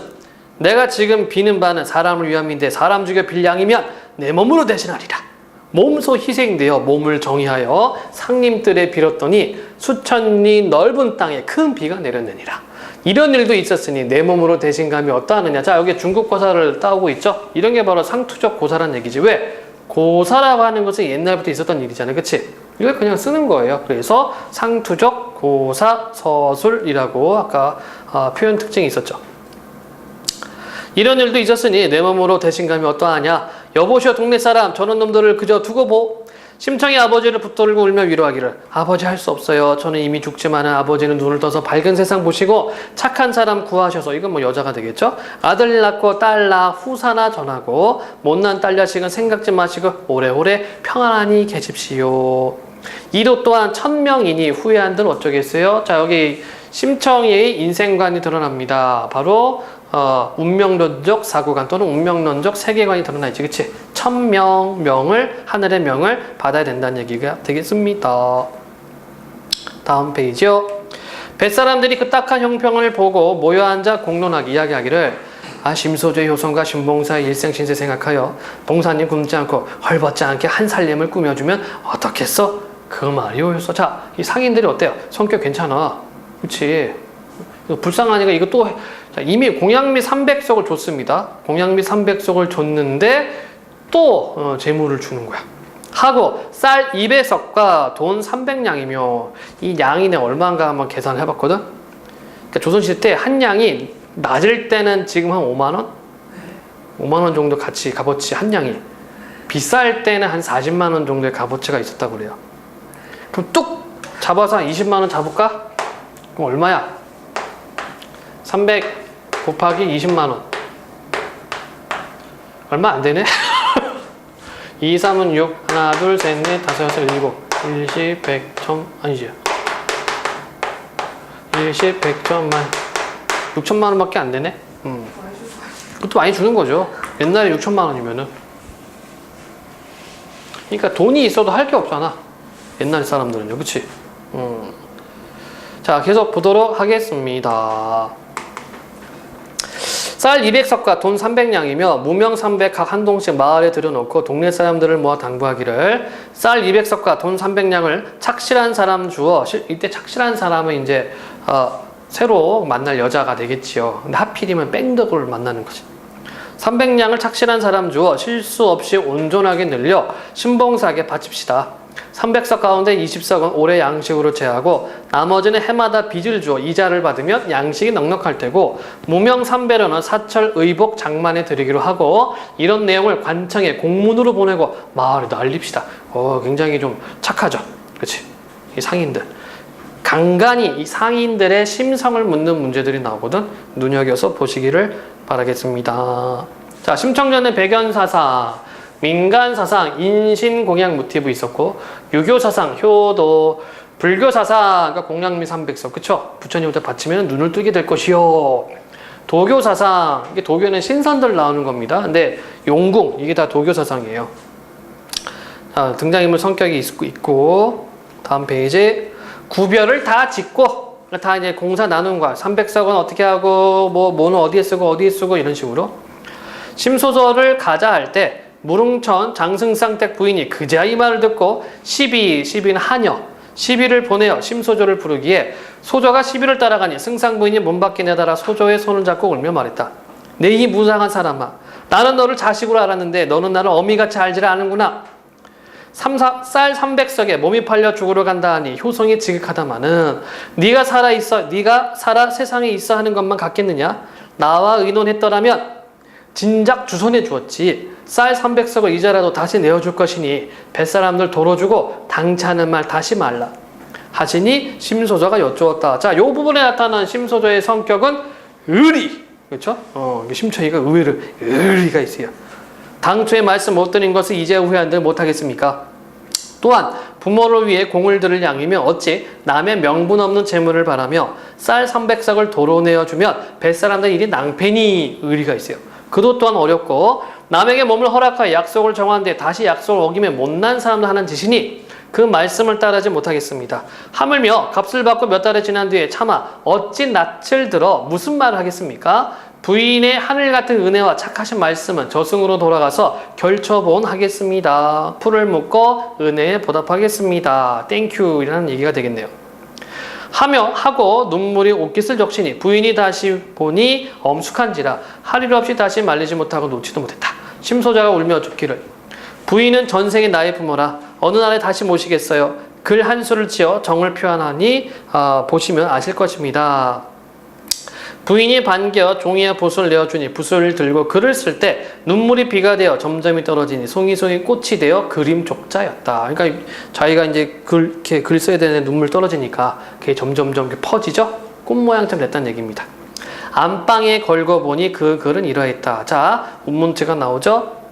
생기사기 일몽간에 견정하필 루잠잠이라마는 세간에 최유단장 처하니 초록 강남 미인환을 이글 뜻은 사람의 죽고 사는 게 한 꿈속이니 이제 무상갑 인생 무상 정에 끌려 어찌 굳이 눈물을 흘릴까마는 세간에 가장 애끓는 것이 있으니 풀 돋는 강남에 사람이 돌아오지 못하는 일이다. 이건 죽음을 의미하죠. 풀 돋는 강남에 사람이 돌아오지 못한다. 저승에 간다. 이런 의미가 되겠습니다. 부인이 여러 번 붙들다가 글 짓는 걸 보시고 너는 과연 세상 사람 아니로다. 글은 진실로 선녀로다. 분명 인간의 인연이 다하여 상제께서 부르시니 내 어이 피할 소냐 서리법. 자, 이것도 이제 운명론조 세계관이지, 그치? 장승상택도 운명론조 세계관이 있어요. 내 또한 이 운에 맞추어 글을 지으리라 하고 글을 써주었다. 무단풍의 야래호냐니 취송명화 각하문고 적거 인간 천필년 하사 강피 부모 단정은을 읽을 뜻은 이러하다. 난데없는 비바람 어두운 밤에 불었으니 이건 이제 춘향이의 죽음을 의미하고 아름다운 꽃 날려서 누구 집 문에 떨어지려나 아름다운 꽃 심청을 의미하고요. 인간의 귀양살이 하늘이 정하셔서 아비와 자식으로 하여금 정을 끊게 하는구나. 그러니까 운명이죠. 그치? 운명을 거스를 수 없음을 안타까워합니다. 그 다음에 심소저가 그 글을 품에 품고 뭐 가도 돼. 그 글을 품에 품고 눈물로 이별하니 차마 보지 못할 지경이었다. 자, 편집자전 논평이 되겠습니다. 그쵸? 자, 요런 부분이 바로 서사의 흐름이 오다가 잠깐 멈추고 내용을 이렇게 평을 해줍니다. 신소저랑 신청을 가는 사람이 아니요, 소저는 아가씨란 뜻이야. 소저는 아가씨. 그러니까 상인들이 얘를 이제 심소저라고 부르는 거죠. 그리고 이제 이 서술자도 어때요? 심소저, 심아가씨 이렇게 부르는 거야. 그러니까 자기 감정 드러날 때, 서술자 개입 들어갈 때는 심아가씨 이렇게 부르는 거야. 심청이 돌아와서 아버지께 하직하니 신봉사가 붙들고 뒹굴며 괴로하여 네가 날 죽이고 가지 그저는 못 가리라. 날 데리고 가거라. 네 혼자는 못 가리라. 심청이 아버지를 위로하기를 부자간 천륜을 끊고 싶어 끈싸우며 죽고 싶어 죽겠습니까마는 애군이 막혀있고 생사가 때가 있어 하느님이 하신 일이니 한탄한도 어찌하겠어요. 역시 운명론적 세계관. 인정으로 할 양이면 떠날 날이 없을 것입니다. 하고 저의 아버지를 동네 사람에게 붙들게 하고 뱃사람들을 따라갈 때 소리내어 울며 치마끈 졸라 매고 치마폭 거듬거듬 안고 흐트러진 머리털은 두 귀 위에 늘어지고 비같이 흐르는 눈물 옷깃을 적신다. 외양묘사 들어갔죠? 엎어지며 자빠지며 붙들어 나갈 때 건너집 바라보며 아무개네 큰아가 바느질 수놓기를 누가 함께 하려느냐. 작년 5월 단오날에 그네 뛰고 놀던 일을 네가 행여 생각하느냐. 아무간의 작은아가 금년 7월 7석밤에 함께 기원하자더니 이제는 허사로다. 언제나 다시 보랴. 너희는 팔자주와 양친 두 부모님 모시고 잘 있거라. 동네 남녀노소 없이 눈이 붙도록 서로 붙들고 울다가 마을 어귀에서 서로 손을 놓고 헤어졌다. 그때 하느님이 아시던지 밝은 해는 어디 가고 어두침침한 구름이 자욱하며 청산이 찡그리는 듯. 자, 이 부분도 마찬가지 서술자 개입이 되는 거죠. 그치? 즉 날씨를 묘사하는데 서술자 개입 편집자적 논평으로 돌아갑니다. 하느님이 아시던지.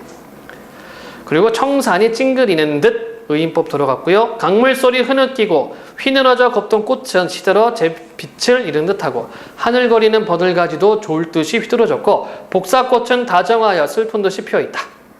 묻노라 깨꼬리 누구를 이별하였길래 벗을 불러내어 울어대고 뜻밖의 두견이는 피를 내어 우는구나. 달 밝은 넓은 산을 어디 두고 애끓는 슬픈 소리 울어서 보내느냐. 내 아무리 가지 위에서 가지 말라 울걸마는 값을 받고 팔린 몸이 다시 어찌 돌아올까. 바람에 날린 꽃이 얼굴에 부딪히니 꽃을 들고 바라보며 봄바람이 사람 마음 알아주지 못한다면 무슨 까닭으로 지는 꽃을 보내리오. 한무제 수양 공주 매화 비녀 있건만은 죽으러 가는 몸이 누구를 위해 단장하리. 앞산에 지는 꽃이 지고 싶어 질까마는 마지못한 일이라니 누구를 탓하고 누구를 원망하리요. 자기는 지금 상황을 받아들이죠. 그치? 수용하고 있습니다. 다음 페이지. 한 걸음에 돌아보며 두 걸음에 눈물 지며 강머리에 다다르니 뱃머리에 판자 깔고 심청을 인도하여 빗장 안에 실은 후에 닻을 감고 돛을 달아 여러 뱃사람들이 소리를 한다. 어기여 어기여 어기양 어기양. 소리를 하며 북을 둥둥 올리면서 노를 저어 배질하며 물결을 배우를 뛰러 나간다.